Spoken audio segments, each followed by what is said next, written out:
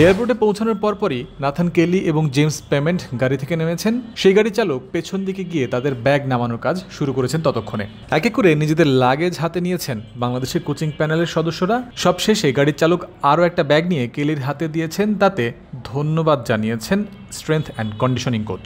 এবার এয়ারপোর্টের ভেতরে যাওয়ার পালা। তবে তখনই মহানুভবতার পরিচয় দিলেন নাথান কেলি। যে গাড়িতে করে তারা এসেছেন সেই গাড়ির চালককে ধন্যবাদ দিয়ে তার সঙ্গে হ্যান্ডশেক করে তারপরেই এয়ারপোর্টের ভেতরের দিকে গেছেন সকলে।